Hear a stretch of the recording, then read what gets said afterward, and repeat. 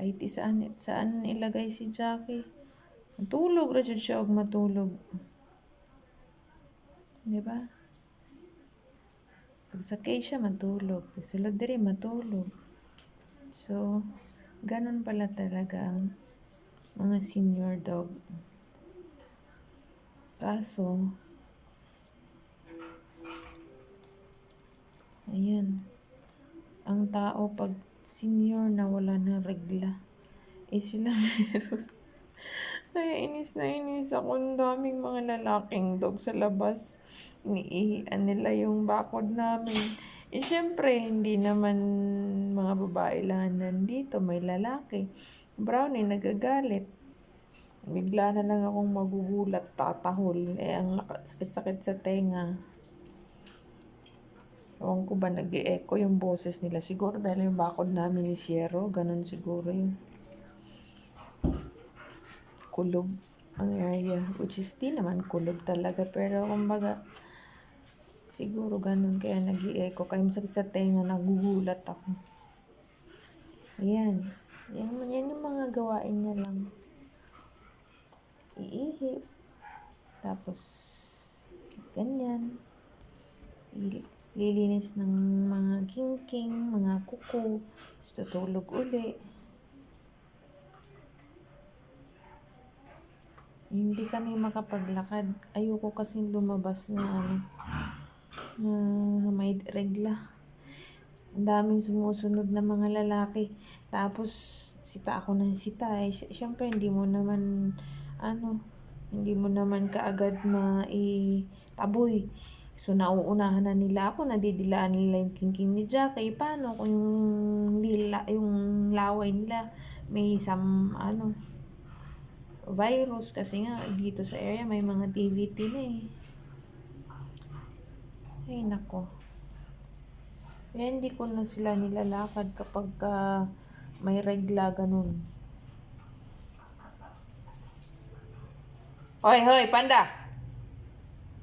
Apat na babae dito yung yung inhit. Si Jackie, si Mami Doggy, hindi pwedeng kapunin. Although, pwede naman si Xing is i-take risk ko yung pagpapakapon, pero hindi ko gagawin yun. Paano pag namatay siya? May seizure kasi siya. Kaya okay lang. Matiis ko naman yung inis ko pagka magulo sila. Yan naman siya. Tapos ito din, kailangan sa clinic kasi senior na. Hindi pwedeng sa City Vet. Kasi sa City Vet is 1.6 lang yung magagastos ko plus gamot na almost 1,000. Pero pag sa clinic, 1,000. So, hindi na ako magpapakapon kasi sayang yung pera. Titiisin ko na lang. Si Mami Doggy kapon pero meron pa rin siyang lumalabas na dark brown na spots. Tapos, yung ihi nila Jackie, dinidilaan niya. Shh! Unsa na? Dinidilaan niya na nanginginig yung bunganga niya. Ewan ko, basta ganun yung mga babaeng inhit. Pati lalaki ganun din naman nanginginig yung bunganga na pag dinidilaan niya yung ihi ng babaeng inhit. Pero kung hindi naman, then Panda, pagpuyo din na kaya na si Jackie din he. Ay paghimugubot. Pangbunalan ta mo ron. Ang gulo-gulo kasi nila kasi Xing lagi niyang dinadambahan si Baboy. Si Baboy, walang paki sa kanya kasi nga mga kapon sila. Stay! Pero dinidilaan ni Baboy yung king-king. Si Baboy lang naman dinadambahan niya kasi si Panda anak niya. Nagsumis na naman ang makasalaga ni ka. Panda. Shh! Panda! Litson tala! Na! Ayoko yung sila naglalaro. Panda ba? Ayoko yung may naglalaro or nagsusumis kung nandito si Jackie. Kasi napakaliksi kumilos ng mga dogs. Paano pag tumalon siya bigla dito sa harang-harang ng mga bags in washing machine? Kaya niyang talunin yan eh, dahil ginawa na niya noon. Sing Sing! Ay, nako! Nagrumble sila noon. Tapos ako ang nakagat. Bukod pa yung nabali yung daliri ko. Prior pa nun. Nagrumble-rumble sila lahat. Mami Doggy, Shing Shing.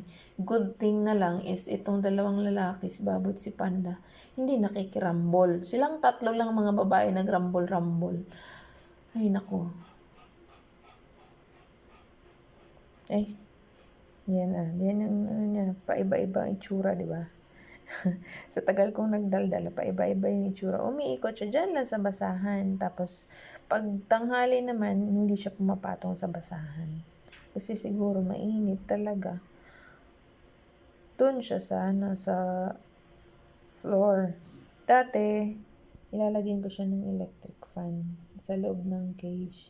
Since pinapalabas ko siya, malamig naman dito. Although mainit yung singa ng hangin, pero pag yung lamig ng floor, yun na yung magpapalamig sa kanya. Kungkong, gutom na si Kungkong. Sige. Jackie Kungkong.